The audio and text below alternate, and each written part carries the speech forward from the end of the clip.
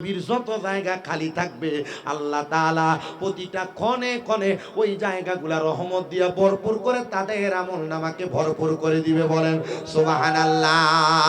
এ মুসলমান ইমানদারেরা, রাহমাতুল লিল আলামিন নবী বলেন, উম্মত শুধু তাই নয়, তোমরা শুনে রাখো, দুনিয়ার জমিনের মধ্যে কোন স্বামী যদি তার স্ত্রীর দিকে তাকায়া আর কোন স্ত্রী যদি তার স্বামীর দিকে তাকায়া মুস্কি হাসিও দেয় অথবা দাঁত দেখায়া হাসিও দেয়, ওই হাসির মাঝখানে আল্লাহ তাআলা অসংখ্য পরিমাণ ফেরেশতার জন্ম দেন, ফেরেশতা তৈরি করেন।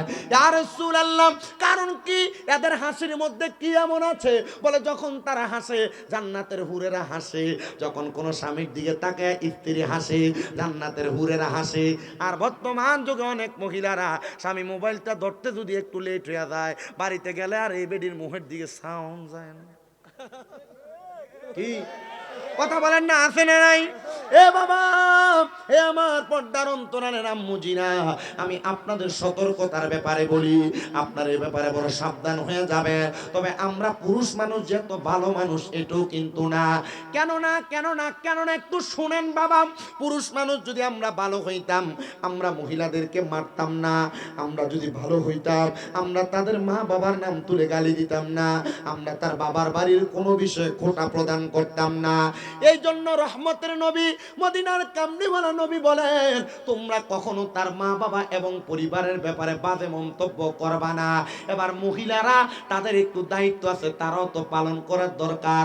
অনেক মহিলারা রাত্রবেলা আরামে ঘুমায়। নবী আমার ঘোষণা করতেছেন, উম্মত দুনিয়ার মহিলা যারা আছো, তোমরা কখনো তোমাদের স্বামী বাড়িতে প্রবেশ করার আগে ঘুমাইবা না। ইয়া রাসূলুল্লাহ, কেন? বলে কারণ হলো, কোন মহিলা যদি ঘুমানোর পূর্ববর্তী মুহূর্তে তার স্বামীকে খুশি করে ঘুমায়, আল্লাহ তাআলা ওই মহিলার জন্য জান্নাতের মধ্যে বালাখানার ব্যবস্থা রাখে, জান্নাতি বালাখানা। আরে মহিলা নিজে ঘুমায়, জামাই রাত্রবেলা ঘরে আসলে নিজে তরকারি গরম করে ভাত খাওয়া লাগে। আপনারা কথা বলেন না, আছে না নাই? আমি জানি না এই শাহবাবাদ এলাকার মানুষ আমার কথাগুলা কেমন শুনবেন, কেমন মানবেন। তবে সোশ্যাল মিডিয়ার মধ্যে অনেক মানুষ এই বিষয়গুলা গ্রহণ করেছে যে হ্যাঁ, আমরা মহিলাদের এবং আমরা পুরুষদের পক্ষে কথা বলার একটা হুজুর আমরা পাইছি। অনেক প্রবাসীরা মাঝে মাঝে বিচার দেয়, হুজুর আমি বিদেশে থাকি, আমার স্ত্রীকে আমি ফোন করার পর ইমু কলের মধ্যে আমি ব্যস্ত পাই। হুজুর আমি বিদেশে থাকি, আমার স্ত্রীকে যদি বলি তুমি ঘর থেকে বের হয় না, আমার স্ত্রী বের হয়ে যায়, আমার অনুমতির চিন্তা করে না। হুজুর আমার স্ত্রীর কাছে আমি সম্পদ টাকা পয়সা যা আছে আমি তা দিয়ে দিয়েছি, কিন্তু আমার স্ত্রী আমি প্রবাসে থাকার কারণে আমি কোনো কথা বললে আমার কথাকে পরোয়া করে না। এবার মা বোনদেরকে বলছি, আপনাদেরকে বলছি, এতক্ষণ স্বামীদের ব্যাপারে বলেছি, এবার আপনাদের সতর্কতার জন্য বলছি। নবী আমার বলে, কোনো মহিলা তার স্বামীর অনুমতি ছাড়া বাবার বাড়িতেও যাইতে পারবে না। আর শাহবাবাদের মহিলারা স্বামী যদি ঘুমন্ত অবস্থায় থাকে, সকাল 10টার আগে বুড়িচং বাজার, বামুনপাড়া বাজার ঘুরে চলে আসে, জামাই টেরও হয় না। প্রতি বৃহস্পতি শুক্রবার যদি ওই মহিলাকে ফুচকা চটপটি খাইতে বিভিন্ন জায়গায় যাইতে না দেয়, মহিলা রাগ করে থাকেন, এ মহিলারা আপনাদের সতর্কতার জন্য বলছি, রহমতের নবীর ঘোষণাটা মানার চেষ্টা করবেন, রহমতের নবীর ঘোষণাটা মানার চেষ্টা করবেন। আল্লাহর হাবিব মুহাম্মদুর রাসূলুল্লাহ সাল্লাল্লাহু আলাইহি ওয়াসাল্লাম বলে, কোন মহিলা যদি তার স্বামীর অবাধ্য হয়ে যায়, তার স্বামীকে নারাজ করে ইন্তেকাল করে, তাহলে ওই মহিলা জান্নাতে যাওয়া কষ্টকর হয়ে যাবে। ইয়া রাসূলুল্লাহ, কেন গো আপনি মহিলাদের ব্যাপারে আরো কিছু সতর্ক বার্তা প্রদান করেন না? আমার নবী রাহমাতুল লিল আলামিন নবী বলেন, একটা মহিলা 4টা কাজ যদি দুনিয়াতে করে, ওই মহিলা কবরে যাওয়ার পর জান্নাতি। আর এই 4টা কাজের মধ্যে একটা কাজ হলো স্বামীকে খুশি রাখা, স্বামীর আদেশ মান্য করা।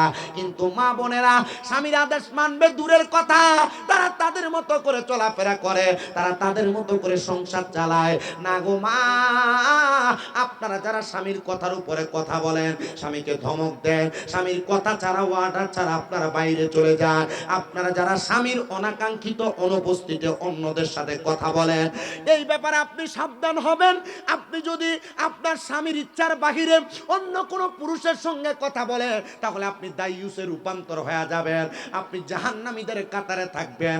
এই জন্য সব মা বোনদেরকে বলবো, আপনারা একটু পর্দা মেনটেন করে চলবেন। যদি পর্দা মেনটেন করে চলে, তাহলে কোনোদিন ওই পরিবারে অশান্তি আসবে কিনা সন্দেহ আছে। এজন্য আল্লাহ কোরআনুল কারীমের মধ্যে ঘোষণা করে দিয়েছে, ওয়াকরনা ফি বুয়ুতিকুন্না ওয়ালা তাবাররুজনা তাবাররুজাল জাহিলিয়াতিল উলা। তোমরা তোমাদের নারীদেরকে জাহিলিয়া যুগের মহিলাদের মতো বের হতে দিও না। আর দেখেন, জাহিলিয়া যুগের মহিলাদের মতো বের হয় বিদায় মেয়েরা ইফতিজিং এর শিকার হয়, ধর্ষণ হয়, বিভিন্ন রাস্তার মধ্যে টিস্কারির শিকার হয়। এজন্য আপনারা যারা পুরুষ আছেন, আপনারা আপনাদের স্ত্রীদের হকটা আদায় করার ব্যাপারে সর্বপ্রথম তাদেরকে পর্দা করানোর চেষ্টা করবেন। আমার নবী বলেন, দুনিয়াতে একটা মহিলার জন্য একজন দুইজন না, আল্লাহ তাআলা 4 প্রকার পুরুষ মানুষকে দোজখে দিবে, দোজখে। ইয়া রাসূলুল্লাহ, কোন একটা মহিলার কারণে 4 প্রকার পুরুষ মানুষকে দোজখে দেওয়া হবে আপনি বলেন না। নবী আমার বলে, উম্মত, 1 নাম্বার, কোন সন্তান যদি তার মারে পর্দা না করায়। এ সন্তানেরা, আপনার মা বেপর্দা চলে, আপনার চাচার সঙ্গে কথা বলি, আপনার জেডার সঙ্গে কথা বলি, অথবা আপনার মা এলাকার কোনো পরপুরুষের সামনে দাঁড়ায় দাঁড়ায় কথা বলে, আপনি মনে রাখবেন, আপনি আপনার মারে পর্দা না করানোর কারণে আপনি দোজখে যাবেন, দোজখে। 2 নাম্বার, কোন ভাই যদি তার বোনকে পর্দা না করায়, আরে পর্দা করাবে দূরের কথা, ভাইয়ের বিয়ার ভিতরে বই নেই, নাচে। কথা বলেন না কেন? নাচে কি নাচে না? ভাইয়ের বিয়ার মধ্যে বোনের নিজেই নাচে, বোনের বিয়ার মধ্যে ভাইয়ের নিজেই নাচে। আবার বোনের বিয়া যখন লাগায়, গায়ে হলুদের নাম দিয়া বেহায়াপনা কইরা বোনকে স্টেজে বসে হলুদ লাগায়, দুলাভাই লাগায়, চাচতো ভাই লাগায়, চাচতো ভাই, মামতো ভাই সব লাগায়। মনে রাখতে হবে, এটা হারাম, এটা হারাম, এটা হারাম। আপনি ভাই হয়ে যদি আপনার বোনকে পর্দা না করান, আমি জানি না সাহেব বাবা, এই যে মাহফিল হইতেছে, কসমেটিকের দোকান তো মনে হয় কম আসে নাই, চটফটির দোকান কম আসে নাই, ফুচকার দোকান কম আসে নাই, মেয়েরাও কম বাইর হয় নাই। মনে রাখবেন, মনে রাখবেন, মনে রাখবেন, আপনি যতই জায়েজ আর না জায়েজ দেখান, যতই নামাজ পড়েন আর না পড়েন, আপনার মেয়ে, আপনার স্ত্রী, আপনার বউ, আপনার বোন যদি এমন ভাবে বেপরদা করে করে ঘুরে ফুচকা দোকান, কাপড়ের দোকানের মধ্যে যায়, তাহলে এটার কারণে আপনি দুজকে আগুনে জ্বলা লাগবে। এই জন্য একটা ভাই তার বোনকে কি করাবে? না না, হুন্ডার পিছনে লইয়া ঘুরেন। আপনাদের কি কষ্ট হইতেছে? অসুবিধা হইতেছে? ওই যে আমি যদি প্রথম থেকে দৈরা জিকির আজকার করতাম, গজল গাইয়ে যদি একবার গরম করতাম, মনে হয় যে একবার মাহফিল একবার ফুরফুরে থাকলো, না হুজুর? আমি জানি কোন জায়গায় কি হয়, আমি জানি। আমি যখন এখানে আসি, আমারে ওই আহনের সময় হিন্দি, আপনি চলে আসছেন না, ফ্যাশনে একদল দাঁড়ানো ছিল, দাঁড়ানোর সময় কইছে, আজকে বন্ডামিটা একটু কম করে করো। আমি আমার কানে আওয়াজ দাইছি, আপনি কথা বলছেন? এ মনে করছে খালি আমরাই বন্ডামি করি, আর হেরার গ্রুপের বক্তারা দে, এরার গ্রুপের হুজুররা দে, মাদ্রাসার ভিতরে ছাত্ররা বলৎকার করে, আমরা এটা শয়তানের দল করে। আমরা ওয়াজ মাহফিল একটু জিকির আজকার করি, এটা আমরা দোষ, দোষ না? আমরা মিলাদ করি, এটা আমরা দোষ। আমরা কিয়াম করি, এটা আমরা দোষ। আমরা নবীরে নূর মানি, এটা আমরা দোষ। আমরা নবীর উপর হাজির নাজির আকীদা রাখি, এটা আমরা দোষ। আমরা নবীরে গায়েবের খবর দেনওয়ালা বলি, আমরা এটা দোষ। বাবারে, সব দোষ যদি আমরা রয়, তো দুনিয়ার সব জাহান্নামী এ সুন্নিরে আল্লাহ বানাইয়া, আল্লাহ তোরারে জান্নাতে দেখ। আমরা আল্লাহর কাছে কম, আল্লাহ দুনিয়ার সব মানুষরে জান্নাতি বানানোর লাগিয়া আমরা যদি নবী নূর মাইনা বন্ধ হই, হাজির ও নাজির আকীদা রেখে বন্ধ হই, গায়েবের খবর দেনওয়ালা মাইনা বন্ধ হই, মিলাদ কিয়াম করে বন্ধ হই, আল্লাহ আমরা বন্ধ, এরারে বালা রাখো, আল্লাহ গজব দিও না, হেদায়েত দিও। কথা কন না কেন? কথা কন না কেন? আমি ভাবতাম না, কইতাম এরা বাতিল, এরা ফেরকা, এরা এইটা, এরা ওইটা। আমি দোয়া করছি আল্লাহ এর হেদায়েত দিতে। কারণ কি? কারণ হেদায়েত সবার কপালে থাকে না। হেদায়েত যদি থাকতো, মুনাফিক বেঈমান হইয়া মরতো না। কথা কি বুঝতেছেন আপনারা? ওয়াজ যেগুলা করতেছি, বোঝার ওয়াজ, মানার ওয়াজ।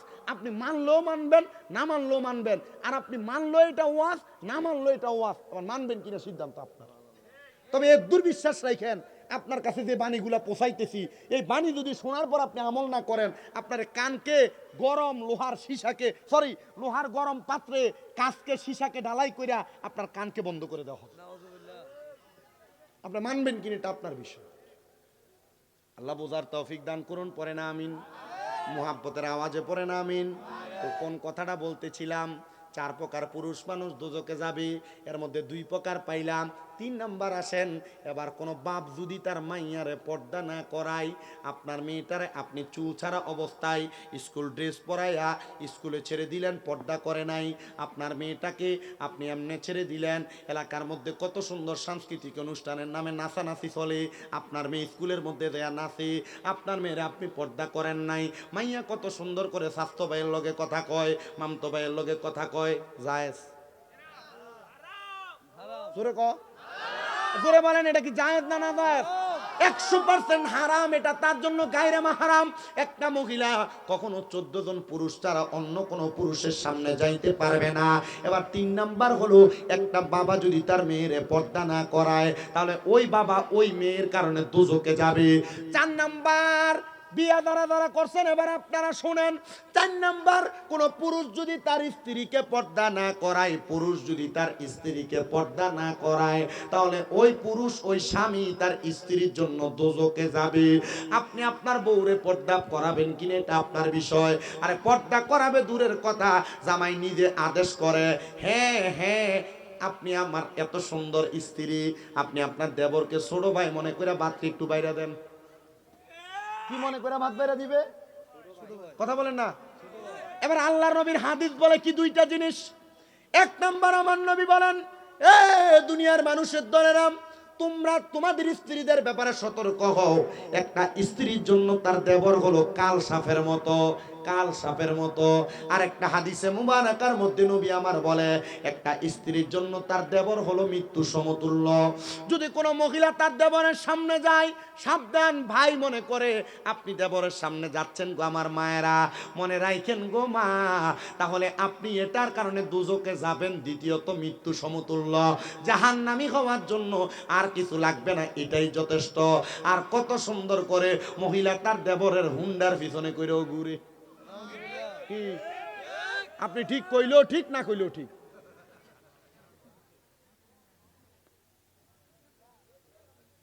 আমি যে ওয়াজ মাইক ধরছি 1 ঘন্টার উপর হয়েছে না, 1 ঘন্টা 11 মিনিট চলে, বেশি চলে, 1 মিনিট বেশি। কিন্তু আমি যে কথা বলতেছি আপনাদের কাছে কি কথাগুলো অগ্রহণযোগ্য মনে হচ্ছে? এই কথাগুলো যদি মানা হয়, মানলে পরিবার ঠিক হবে মনে হচ্ছে? আমি আরেকটা ঘটনা শোনাবো। যারা অনেক মহিলারা চিন্তা করে, হুজুর আমি তো মনে মোটামুটি পরিবার সুন্দর চালাই, কিন্তু আমার জামাইটা 2টা বিয়ে করে লেছে হুজুর, আমি আমার সংসারটা চালাইতে খুব একটা কষ্ট হয়ে যায় হুজুর, কেমনে চালাইতাম, বড় কষ্ট লাগে মনের ভিতরে। আছে না? বর্তমান যুগের মহিলারা দ্বিতীয় বিয়া জীবনও মানে না। কথা কয় না কেন? দ্বিতীয় বিয়া জীবনও মানে না।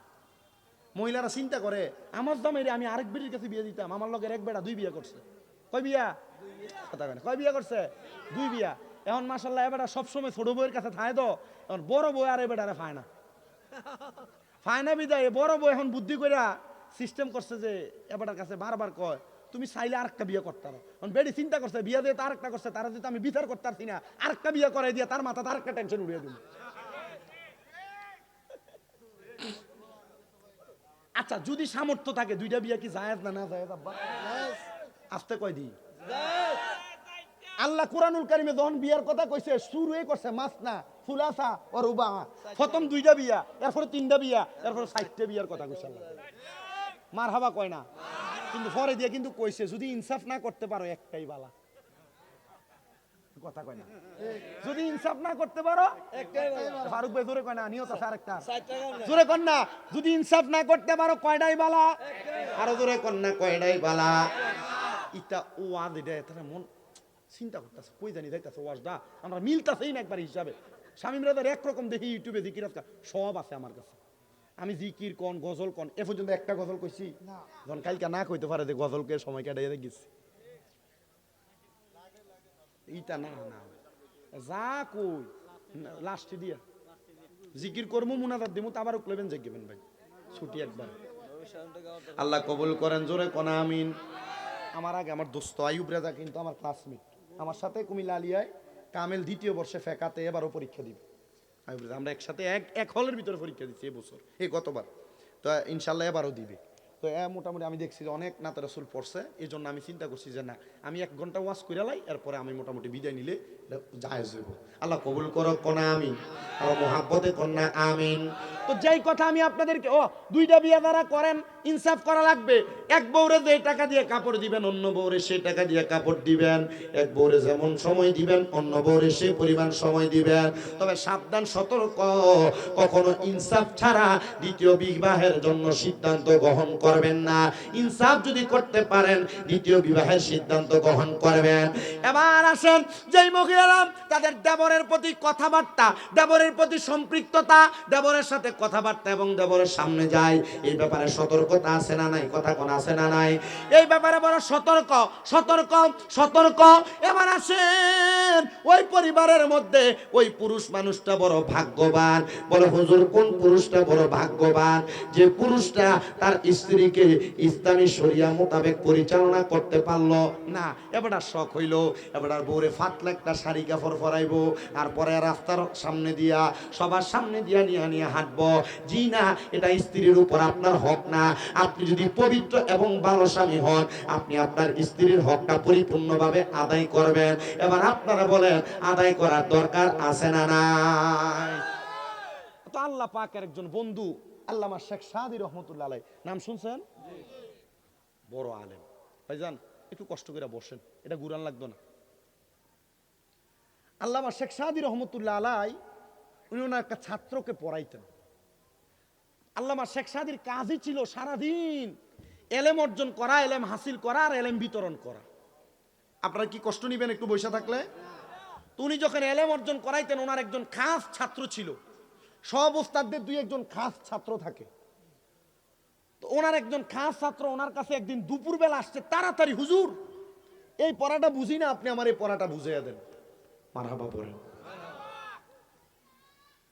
আল্লামা শেখ সাদীর কাছে ওনার ছাত্র আগমন করলেন। ছাত্র আগমন করে ডাক দিয়ে বললেন, হুজুর আমি এই পড়াটার ব্যাপারে এখনো পর্যন্ত ভালোভাবে অবগত না, আপনি আমার পড়াটা ভালো করে বুঝিয়ে দেন। ওনারে ছাত্রটা পড়ার জন্য যখন প্রশ্ন করলেন, ছাত্রটাকে সুন্দর করে পড়াচ্ছেন, এমন টাইমে চারদিকে আজান হয়ে যায়। ছাত্রটা বাড়িতে যাবেন, খাবার দাবার ভক্ষণ করবেন। এমন টাইমে আল্লামা শেখ সাদী ওনার ছাত্রকে ডাক দিয়ে বললেন, এ বাবা, যেহেতু দুপুর হয়ে গেছে, তোমার আর সামান্য পড়া এখনো বাকি আছে, আমি তোমাকে আবদার করবো রে বাবা, তুমি আমার ঘরে দুপুর বেলার আহারটা করো। ছাত্র বললেন, হুজুর আপনার মর্জি, আপনি যেহেতু বলেছেন, আমি আপনার মর্জিকে পরিত্যাগ করব না। আল্লামা শেখ সাদী রহমতুল্লাহ আলাইহি যখন এই কথাটা বললেন ছাত্রকে, বলার পর আল্লামা শেখ সাদী ঘরের পেছনে গেছেন। স্ত্রী কি রান্না করছেন উনি দেখবেন। আল্লামা শেখ সাদী ঘরের পেছনে দেখেন স্ত্রী কিছুই রান্না করে নাই, কারণ ওনার পাতিলের ভিতরে চাউল পানি দেওয়া ভিজিয়ে রাখছে। ওনার আরেকটা পাতিলের ভিতরে তরকারি কাইটা উনি ধোয়ার জন্য রাইখা দিচ্ছেন।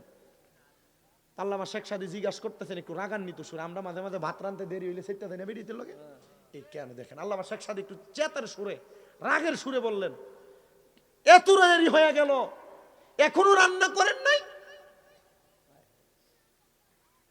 আল্লামা শেখ সাদী এই কথা বলার সাথে সাথে ওনার স্ত্রী একটু রাগান্বিত হইয়া, এখন আমরা ওই যে কি এর ফাতিলে না, এখন সিলভারের ফাতিল, আর আগে রান্না করতো মাইটটা ফাতিলের মধ্যে।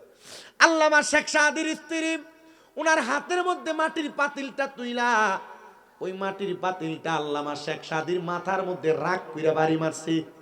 আপনার মনে হচ্ছেন হুজুরও মনে হয় বউর কাছে কিছু না, না না আসলে কিছু না, ঘরের ভিতরে হুজুরও কিন্তু বউয়ের সঙ্গে অনেক কিছু হয়। আল্লামা শেখ সাদীর মাথার মধ্যে এমন ভাবে আঘাত করছেন, আপনি আর আমি কইলে সাথে সাথে স্ত্রীর নাক আর মুখ বেড়ে খিস্তাম, ঘুষি মারতাম, আঘাত করতাম। আল্লামা শেখ সাদীর মাথার মধ্যে যখন আঘাত করলেন, উনি একটু স্তব্ধ হয়ে গেলেন, উনি একটু নীরব হয়ে গেলেন। নীরব হয়ে আল্লামা শেখ সাদী উনি ওনার স্ত্রীকে জবাব দিলেন, ঠিক আছে, তুমি যেহেতু আমারে আঘাত করলাম। আল্লামা শেখ সাদীর এই ঘটনাটা বড় সুন্দর করে লিপিবদ্ধ, আমি বড় অবাক হয়ে গেলাম। ওনার মাথার মধ্যে যখন ডেক দিয়া অথবা মাটির পাতিল দিয়ে আঘাত করেছে, মাটির পাতিল ভাঙ্গা যে কাঁচাটা আল্লামা শেখ সাদির গলার মধ্যে আটকে রয়েছে। আল্লামা শেখ সাদির সাথে সাথে ডাক দিয়া বললেন, স্ত্রী গো, আমি এখন বাহিরে যাব, আর এলাকার মানুষের কাছে ঘুরে ঘুরে বলবো, দেখো এলাকার মানুষ, আমার স্ত্রী আমারে কত ভালোবাসে, ভালোবাসা এ পাতিলের কাঁচা দিয়ে আমার মালা পরাইয়া দিছে। আল্লামা শেখ সাদি বলেন, আমি এই কথা বলার সাথে সাথে আমার স্ত্রী আমার পায়ের মধ্যে আইসা জড়াইয়া ধরছে। কি লেগে ধরছে আপনি জানেন? বেটি চিন্তা করছে, এখন যদি মানুষের কাছে এই কথা বলে, আমার স্বামীর পুরো শরীরের ভিতরে আগের তরকারিগুলা, ড্যাগের মধ্যে যেগুলা রাখছি, এই তরকারিগুলা, পানিগুলা, আমার স্বামী এই কথা বললে মানুষ বুঝে যাইব, মনে হয় আমি এই পাতিল দিয়ে তারা আঘাত করছি। আর মানুষ আমার স্বামীরে খারাপ বলবে না, বলবে কারে? কিন্তু আমার স্বামী আমার প্রশংসার কথাই কইছে, আমার বউ আমারে ভালোবাসে, মুহাব্বত করে, এজন্য আমারে মালা দিছে। আল্লামা শেখ সাদি রহমতুল্লাহ আলাইহি উনি বলেন, আমার স্ত্রীর সাথে সাথে আমার পায়ে ধরলেন, আমিও তারে মাফ করে দিলাম। একদিনের ঝগড়া কোনোদিন বেশি দিন নিবেন না স্বামী স্ত্রীরা। মনে রাখবেন, মনে রাখবেন, মনে রাখবেন, নবী আমার বলেন, দুনিয়ার জমিনে স্বামী স্ত্রীর মাঝে যত রকমের দিনের বেলা দ্বন্দ্ব হোক না কেন, তারা যেন রাত্রবেলা মধুর সম্পর্কের মধ্যে মিলিত হয়ে যায়। তাহলে তাদের পরিবারের কোনো দুশ্মন যদি থাকে, তারা রাত্রির মধুর মিলনের কারণে তারা যখন সকালবেলা পবিত্রতার জন্য গোসল করবে, তাদের শত্রু দমন হয়ে যাবে, তাদের পরিবার থেকে মুসিবত চলে যাবে। জোরে কোন মারহাবা। এই যে আপনারা জামাই বউর মধ্যে কাজ্জা লাগায়, ঝগড়া লাগায়, ফাসাদ লাগায়, দ্বন্দ্ব লাগায়, কখনো আপনাদের পরিবারে যদি দ্বন্দ্ব না চান, ঝগড়া না চান, জামাই বউ সব সময় সকালবেলা গোসল করবেন, দেখবেন এটার কারণে আপনার পরিবার থেকে দ্বন্দ্ব, ঝগড়া, ফাসাদ চলে যাবে। আর যারা জামাই বউর মধ্যে দ্বন্দ্ব লাগায়, ক্লিকবাজি করে, পরিবারের মধ্যে ফিতনা ফাসাদ লাগায়, মনে রাখেন রে, মনে রাখেন, তারা দূর থেকে চিন্তা করবো, আরে আমরা যা কই আর না কই, তারা জামাই বউ তো রাত্রবেলা ঠিক আছে। আপনি কি বুঝতেছেন? ইসলামী আইন শিক্ষা একটা ছোট্ট কিতাব আছে, মোটামুটি 560 পৃষ্ঠা, ইসলামী আইন। এই ইসলামী আইন শিক্ষার মধ্যে আপনি আপনার বউয়ের সাথে কোন আইন প্রয়োগ করবেন এটাও লিপিবদ্ধ আছে। মারহাবা নাই? আমি কিন্তু মূর্খ হুজুর, আমি এত এলেম কালামওয়ালা হুজুর না। আমি আমার ওস্তাদ, আমার মা বাবা, আমার ময় মুরব্বীদের দোয়ার কারণে ওয়াজ করি। আপনি কি কথা বুঝতেছেন? এই জন্য আমি আপনাদেরকে দেখেন ডাইরেক্ট বাংলা কথা কইতেছি। আমি পুরা ওয়াজের ভিতরে 2টা আয়াত পড়ছি। পুরা ওয়াজে কয়টা আয়াত পড়ছি? 2টা আয়াত পড়ছি। আর হাদিস পড়ছি শুধু একটা। কিন্তু আপনি দেখেন আমি এগুলো বলতেছি যে এগুলো আপনার মানার জন্য, বোঝার জন্য বলতেছি। আপনার কি কষ্ট হইতেছে? অসুবিধা হইতেছে? একটু শুনুন। আল্লামা শেখ সাদি রহমতুল্লাহ আলাইহি বলেন, আমার স্ত্রীকে আমি সাথে সাথে মাফ করে দিলাম। আমার স্ত্রীকে বললাম, ঠিক আছে, ভুলটা যেহেতু তোমার না, লাকড়ি আমি আইনা দেই নাই, লাকড়ি না আইনা দেওয়ার কারণে আল্লামা শেখ সাদির স্ত্রী রাগ করছেন। আচ্ছা, আমি যদি চাউল না আইনা দেই, বউ ভাত রান্না কই থেকে? আল্লামা শেখ সাদির স্ত্রী বাড়িটা দেয় আর কয়, লাকড়ি আইনা দিলে তো আমি আপনার খাবার রান্না করব। লাকড়ি আইনা কইরা দেয় নাই, লাকড়ি আইনা দেয় নাই। আল্লামা শেখ সাদি সাথে সাথে ছাত্রকে বসে আরাইকা ঘরের পেছন দিয়ে লাকড়ি আনার জন্য গেলেন। উনি যখন লাকড়ি আনার জন্য গেছেন, উনি গাছের মধ্যে উইঠে উইঠে লাকড়ি ভেঙে ভেঙে নিচে ফেলতেছেন। উনি কিছুক্ষণ পর পর নিচের দিকে তাকায়, লাকড়ি উপযুক্ত পরিমাণ হয়েছে কিনা। উনি নিচের দিকে তাকানোর পর দেখতেছেন একটা ভাগ আসছে জংলার মধ্যে। ভাগ, ওই ভাগ আইসা জংলার চিপার মধ্যে আড়ালের মধ্যে দাঁড়ায় আছে। আল্লামা শেখ সাদি আবার নিচের দিকে নামতেছে। কি গো, আপনি ভাগকে কি ভয় পান না? আল্লামা শেখ সাদি দুনিয়া জমিনের মধ্যে ভাগকে ভয় পায় নাই। আল্লামা শেখ সাদির সাথে সাথে চলে গেলেন। উনি নিচে যখন নামলেন, নামার পর সকল লাকড়িগুলা একসাথে গাঁটুরি করলেন, একসাথে বাঁধলেন। বাঁধার পর আল্লামা শেখ সাদি দেখলেন অনেকগুলা লাকড়ি। উনি চিন্তা করলেন, আজকে একদিনের জন্য যদি লাকড়ি নেই হবে না, আমি আরেক দিনের লাকড়ি বাড়াইয়া নিয়ে যাব, যেন পরের দিন আমি বেশিক্ষণ পড়ালেখা করতে পারি, আমি যেন এলেম অর্জন করতে পারি। আর আমার এই লাকড়িগুলা নেওয়ার জন্য আমার একজন সহযোগী আছে। কে? কে সহযোগীটা? কে? আল্লামা শেখ সাদি সকল লাকড়িগুলা বাঘের পিঠের মধ্যে বাঁধছেন। বাঘের পিঠে বাঁধা উনি সামনের দিকে যায়, বাড়ির সামনে। ছাত্রঘরের বারান্দা থেকে দেখতেছেন ওনার উস্তাদ, ওনার শিক্ষক বাঘের পিঠের মধ্যে লাকড়ি বাইন্দা উনি লাকড়িগুলা বাড়িতে আনছেন। লাকড়িগুলা পেছনে দিয়া আল্লামা শেখ সাদী আবার একটা পাঞ্জাবি লাগে ছাত্রের সামনে আসছি। ছাত্র মুস্কি মুস্কি হাসি। আল্লামা শেখ সাদী বলে, বাবা একটু খাবারের দেরি হবে, আমরা আসেন পড়া শেষ করি। ছাত্র ডাক দিয়া কই, হুজুর জংলার বাঘরে কন্ট্রোল করতে পারছেন, ঘরের বউরে কন্ট্রোল করতে পারেন না।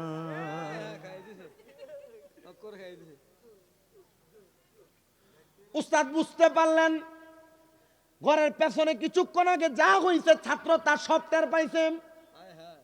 আর এই জন্য আমাকে বলছে আমি ভাগকে কন্ট্রোল করতে পারছি, আমি ঘরের বউ কন্ট্রোল করতে পারি নাই। ছাত্র বলে, হুজুর আপনি এত বড় একজন জবরদস্ত আলেম, আপনার মতো আলেমকে সবাই স্বামী বানাইতে চায়। হুজুর আপনি চাইলে তো আরেকটা বিবাহ করতে পারেন। হুজুর আপনি চাইলে তো আরেকটা বিবাহ করে আপনি একটা ভালো বউ আনতে পারেন। আল্লামা শেখ সাদী কি উত্তর দেয়?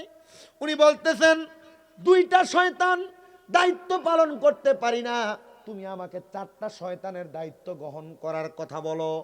হে আল্লামা শেখ সাদী, আপনি এটা কেমন কথা বললেন?